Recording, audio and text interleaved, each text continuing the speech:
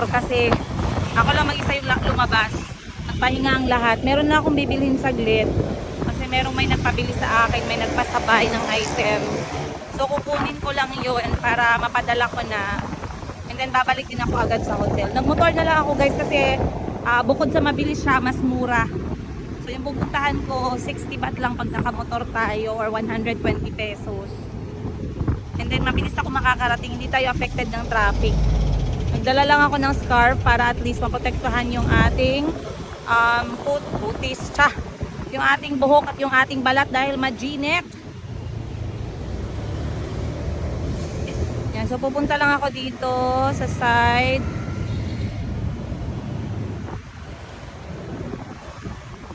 Nahanap ko yung tindahan na aking pupuntahan.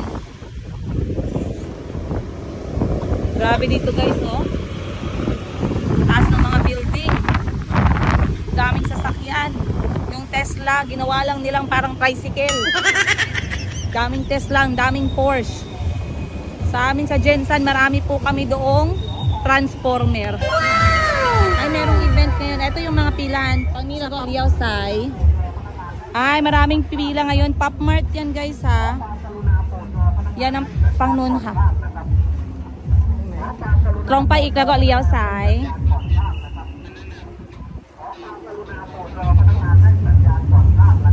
Ah.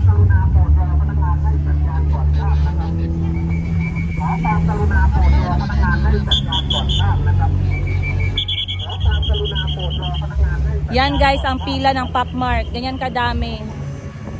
Pinipilahan talaga dito yung kanilang mga labubu and everything. Marami silang mga event. Grabe. Grabe yung mga labubo, mga dolls na yan. Sold out talaga. Eto, maraming mga delivery.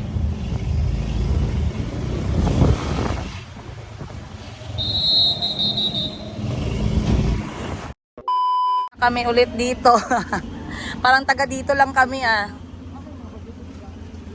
Ayan si Madam Sheena. Ililibre niya kami ng street food. Street food lang daw yung budget namin. So, andyan si Kahil, si Ashley. We're going to buy Kai Tiao. Let's go on the side, guys, kay na truck. And bili kami ng bili kami ng ano pa ba? Chayen. Daming pagkain ngayon, guys.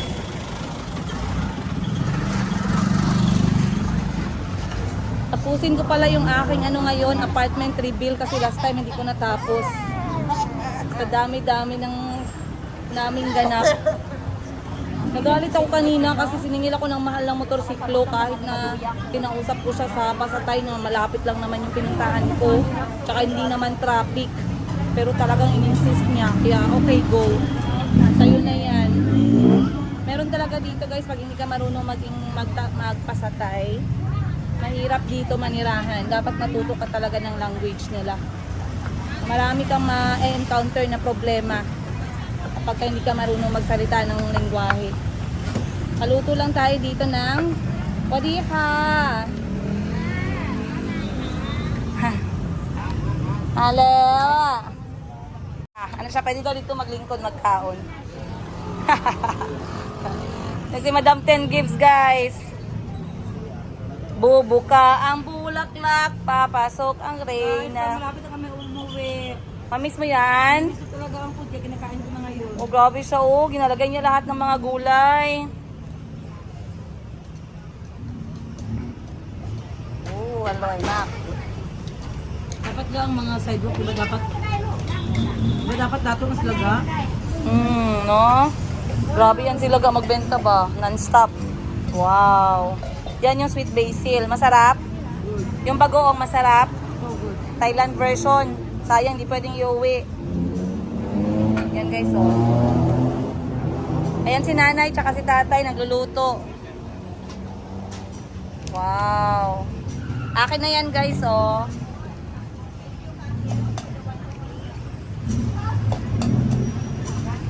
So si Madam 10 Gives kasi may lakad pa yan siya, kaya kumakain siya dito kasi kahapon pa siya naghahanap nitong tindahan ni Manong. Ngayon naabutan niya na. Masarap. Mainit yung kanin. Share na lang daw mo. Alam kayo.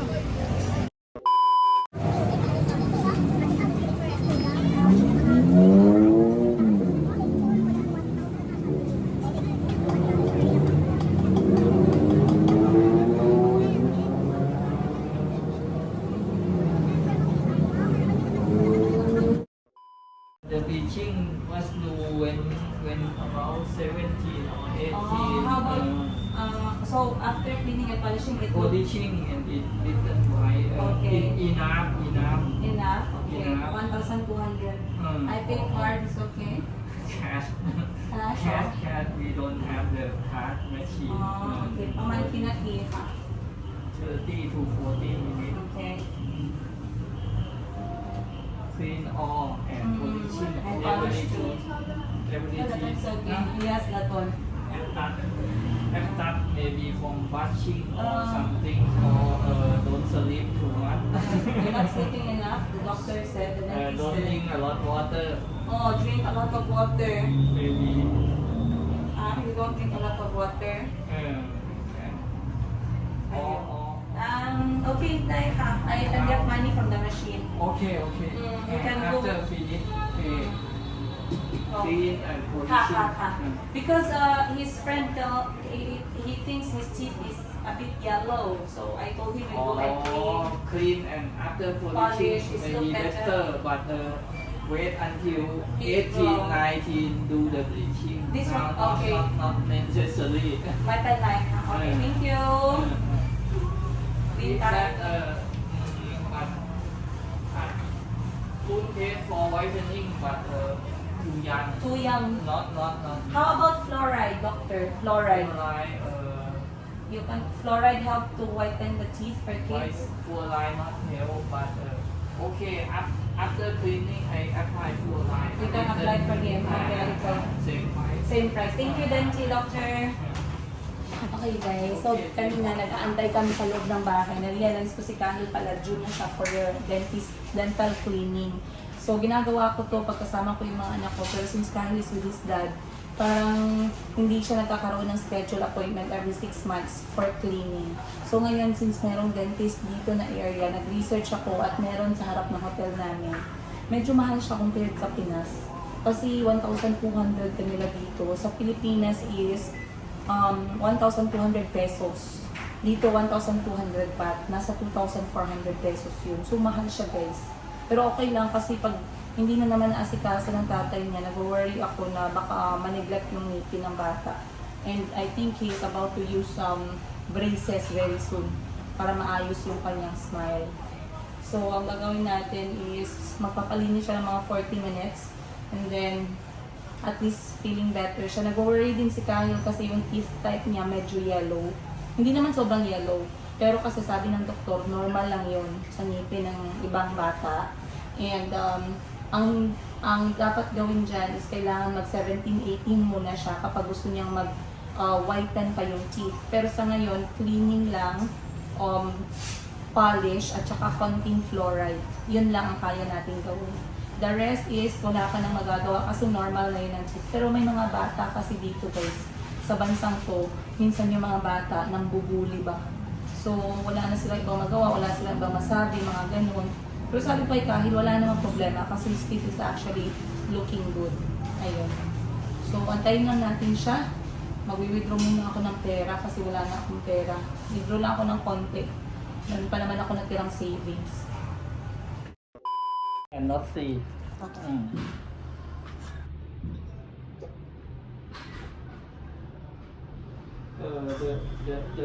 The tooth have many colors, yellow, little yellow, a lot yellow and gray.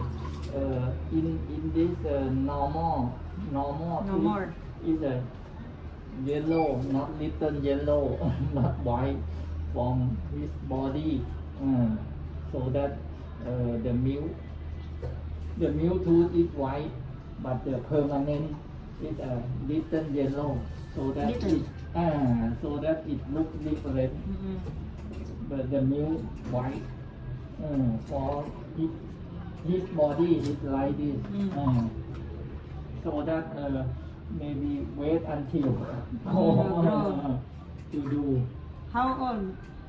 18 or 18. 20 because this the milk tooth, this the milk is white, milk is white, but this the permanent yellow. Come on, yellow. Yellow.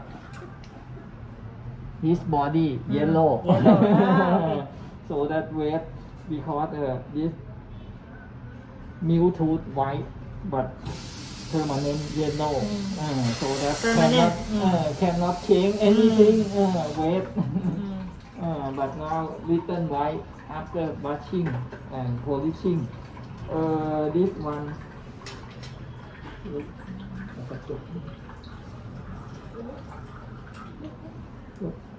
This one the permanent tooth, Permanent.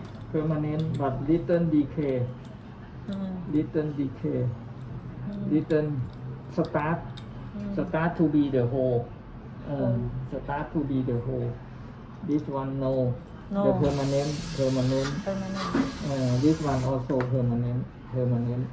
This one little start to be the whole. Start, but only this one only the color, dark color. But this one come more deep. This one she come. Dali ka na, expensive daw. He look different. Why it come yellow? Because inside from the body, the permanent, and the new tooth is white because when he was young it's white. Now the permanent it's yellow. Wait until 18 or 20 can change the color. It come from his body. And this one start the permanent. The permanent. This permanent start to be the whole. A whole. Start to be a whole. This one also. Need to filling. Filling a little and protect with the sealant. Next time. Next time or next 2-3 days or at home. But because he cannot clean. I understand. Tell him to clean more deep. It start. But if don't do, can wait and see. But sometimes maybe observe every 3 months, 4 months, 6 months. But if want to protect little filling and cover to protect. Because if he cannot clean it more deep. I will tell that. Polishing now. How many filling? How many cavity? Maybe only 4. only one year. 1 cavity. 1 year for the permanent. Uh-huh. Because the milk tooth we don't do. Okay. The milk So tooth, only 1. Only one, but maybe some dentists do this too. This look. Look. Some dentists will tell me to. This. This. This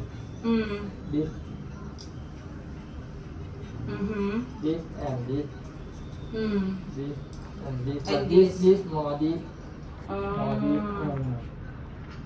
Must do a little and filling, and after that cover with the sealant. Okay. to protect. So permanent 1.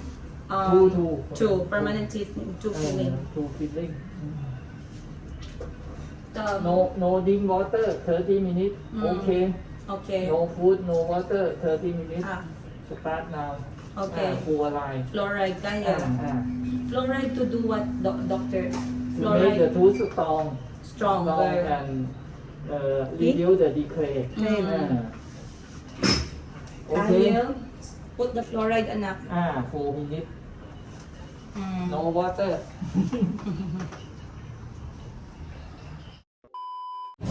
Okay guys, time check alas 7 na ng gabi. Kita nyo naman ang dami-daming tao. Sabado ngayon.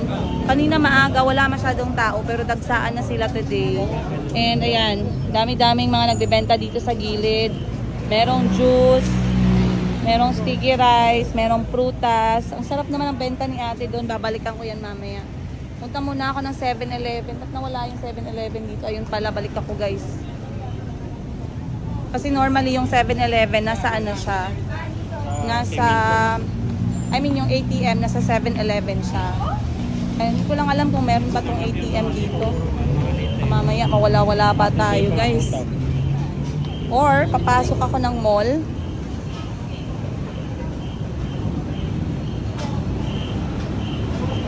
Normally kasi merong ATM dito eh. Uy, parang walang ATM. Ako'y maghahanap muna ng aking pag-withdrawhan.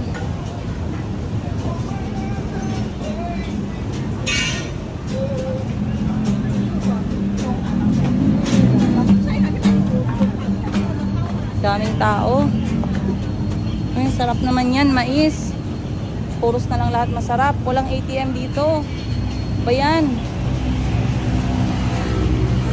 Punta ako dun banda sa unahan.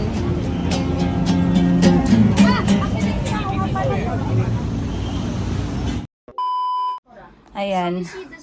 So please don't judge us kung gaano kakalat yung aming lugar. Hindi ko alam sino sa inyo ang napakalinis pag nagbabiyahe, pero kami dahil para kami mga robot guys. Eto malinis na nga yan kasi medyo nakapak kami ng konti. Nanghiram ako ng walis.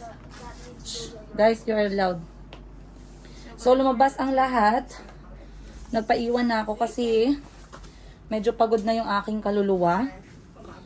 And walang maiiwan sa mga bata. So hindi na ako sumama. Ako'y maglilinis na laang dito. At mag-i-empake na din ng konti. Napakadumi na ng aming kwarto. So, dito sa nabook namin, hindi kasali yung cleaning. Yun lang. Tsaka walang washing machine. So, I recommend pag marami kayo guys, better pumili kayo ng lugar na may washing machine. Lalo na pag Airbnb. Kasi mostly, sa Airbnb meron namang washing eh. Ayan. Ay. Hindi ko natapos-tapos yung aking pagtutour. Pero this is how it looks like. As you can see, ano na lang. Dito na lang tayo guys magsimula. Sorry yung mga bata, medyo maingay. So, bali room number tayo dito. And then pagpasok, ganyan na siya agad. 2 kwarto, may division lang siya. This is basically the living room. Guys, calm down. This is basically the sitting area or the living room. Pero foldable kasi itong bed. So, pwede siyang i-convert into sleeping bed or sofa bed. Marami kayo nakikita ang damit sa paligid kasi we are trying to organize. Meron kaming 2 toilet. Isa dun sa first division. Then, we have our own here. Ayan. Which is merong hot water. Sorry. Ay, marami kasi kami nakasampay. Pero there's hot water here. Meron din silang provide na soap. The toilet has a very good flush. Walang problema. Gamit na gamit namin yung toilet dito. Mahirap pag mahina yung tubig. Air conditioner, meron kami in both area. Guys. Shh. And then, provided na nila dito yung beddings namin. All provided. Napakaganda ng kumot. Bagong-bago. Malinis, 10 out of 10. Then dito na side, meron kaming TV, merong space for our personal stuff. May plancha, may hair blower, meron kaming microwave, merong ref na maliit. Meron kaming mga plato at kutsara, baso, utensils. Dito naman, merong gunting. So yung wala lang dito is yung lutuan. Ayan. Maraming saksakan. Wait, mag-microphone na lang ako kasi maingay yung mga bata. So, dito na side, provided naman nila lahat. And what's my favorite here, guys, is marami siyang saksakan. So, number 1 na problema natin sa mga accommodation, hotel, mga Airbnb, kapag hindi enough yung saksakan. Pero this one, as you can see, 2, 4, 6, merong 6 under the TV. Meron kaming 2 dun sa gilid. So, that's enough. Our toilet papers are provided. Merong konting body wash at saka body shampoo. Shampoo sa toilet. The rest kami na dapat yung mag-provide. Sobrang kalat dito guys kasi nga kapag nagmamadali kami, lahat nakalagay na dyan yung mga essentials, kailangan gamitin, minsan yung pagkain, pero from time to time, nililinis namin siya. And ngayon, dahil kakaalis lang ng aking mga kapatid, ayan nga, nagtatapon ako ng basura dito, para maitapon ko na. Then, ano pa ba? Meron dito yung mga basic information. I like this one very much kasi isa lang yung area nila for basic information. Feeling ko magpapalagay ako ng ganito sa bahay ko. Nag-enjoy ako dito kasi andyan na siya lahat. Check out information, yung Wi-Fi, house rules. And then, if you enjoy your time with us, please leave us a nice review. It would help our business very much. Thank you. I love that very short message para sa mga clients nila. That's a plus for me. Then, kahit na masikip, ang importante merong salamin. Ayan. Siyempre, dapat merong salamin, guys. Kasi alam nyo naman, kailangan natin i-check kung may mga muta tayo when we start our day. Pag wala tayong hilamos.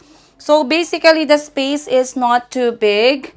But I would say na enough na siya for 2, 3, 4, 5, and then maybe maximum 6. Kapag 8 na, masyado na po siyang masikip. Lalo na pag may gamit kayo. So, eto yung division namin. Salamin. I love this one, guys, kasi talagang hindi ko naririnig yung ingay ng TV. Pag naka-close yan, look. Hindi mo maririnig yung mga bata. Ayan. Cheat day nila ngayon. Hinayaan ko silang mag-enjoy dalawa. Kasi ganyan na talaga yung mga kids these days, guys. It's very important na hindi sila downgraded sa mga technology. Tama ba yun? Then, pag gusto naman ng privacy, meron din siyang cortina. But we rarely use that one kasi we don't need privacy. Lalo na pagkasama namin si Madam Ten Gibbs. Privacy is useless. Bigla lang yan napasok eh. And then, since second floor kami, ayan, yung view namin. Ano ba to dito? Wala na siya, guys. Ceiling lang yan siya. Wala man lang kaming space para magsampay. Then, meron lang kaming, ayan, nilagay nila yung mga personal gamit nila dyan. Then, we have a short. May small space kami dito para sa dining. So, dito kami kumakain. At kakatapos lang namin mag-dinner. We still have, may mga pagkain pa kaming sobra tira-tira, inuubos namin kasi sayang naman. Then, dito na side, konting space pa din. So, nagamit namin siya for our bags. Provided pala nila yung towel, guys. Ayan. Beddings, 10 out of 10. Malinis, mabango, bagong-bago. And the color is aesthetic. Very good kayo dyan. Ayan. So, dalawang kama dito, queen size.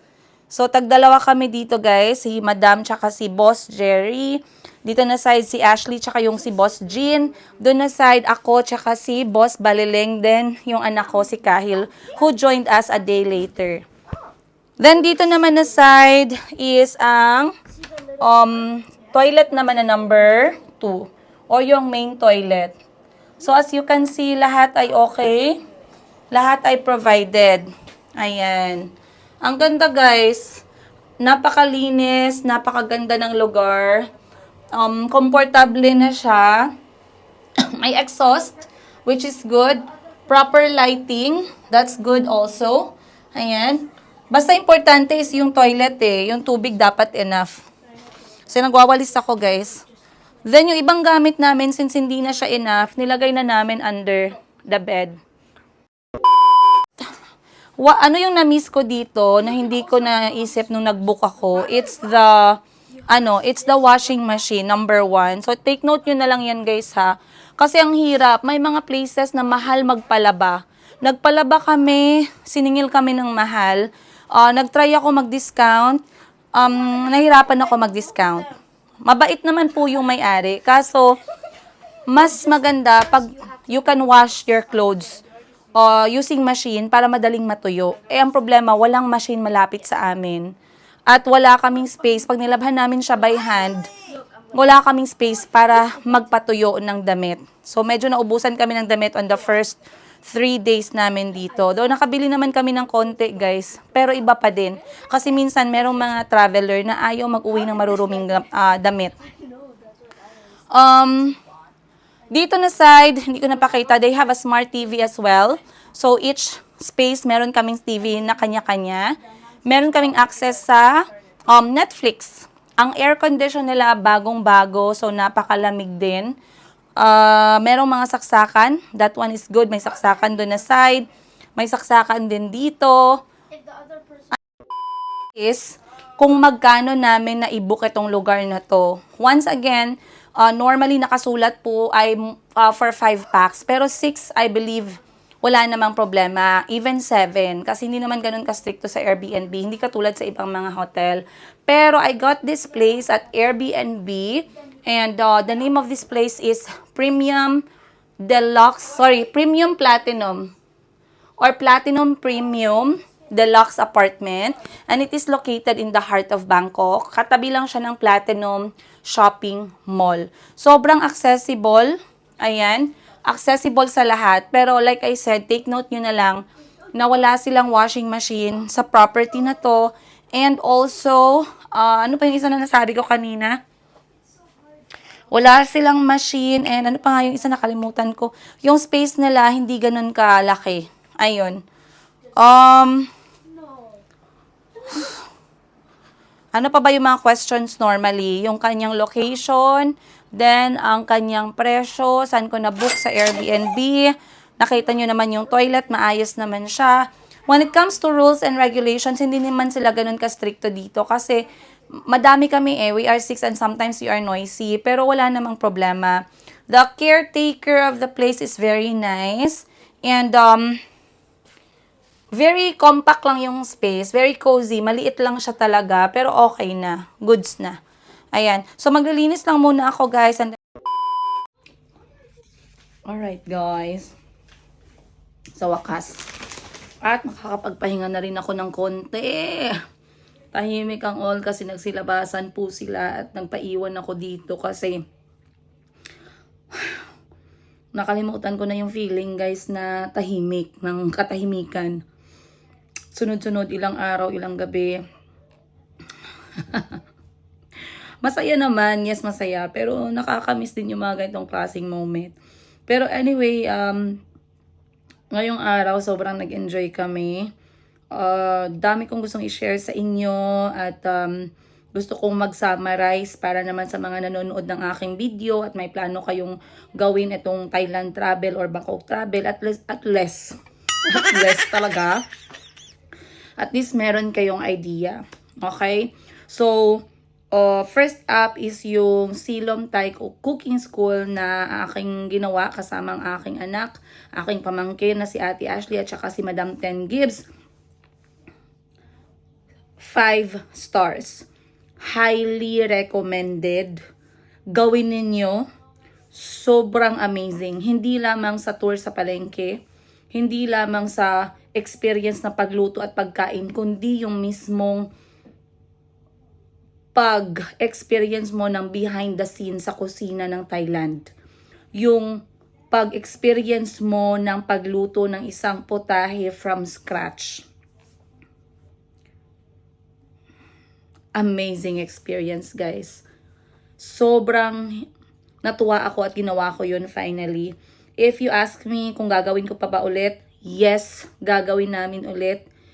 Meron silang suggestion doon na kung gusto mong sumali ulit for another cooking lesson in the same school, pwede mong i-mention sa kanila kung ano na yung recipe na nagawa mo na para bigyan kanila ng bagong recipe.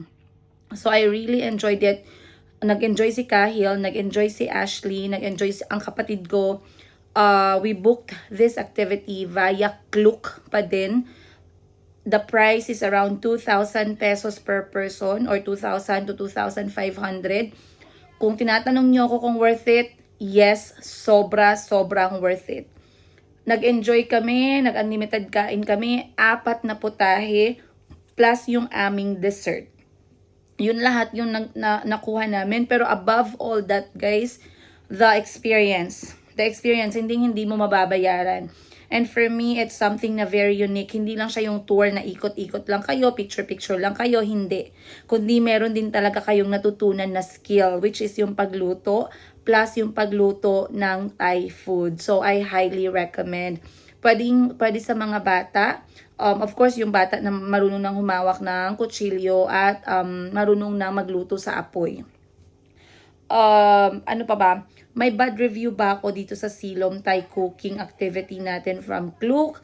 I would say, wala naman. The time for me was enough. It was from 9 o'clock hanggang alas 12 ng tanghali. So, that's 3 hours. At kung iisipin, baka sabihin niyo masyadong mahaba. Actually, guys, halos kulangin pa nga yung oras. May 2 putahe na pinakita na lang sila. Hindi na nila talaga pinagawa sa amin. Pero okay lang kasi madali lang naman siyang gawin. And at the end of all that, they gave us a certificate to prove that we have done a Thai cooking from their school, and also they gave us this very nice Thai menu book, and they gave us a chopstick souvenir from their school. So I really love that, guys. Once again, I highly recommend. If you have any question, please don't hesitate to comment them down below. At pag nakita ko po, sasagutin ko din. Maraming salamat din sa lahat na magiging comment nyo and messages nyo down there.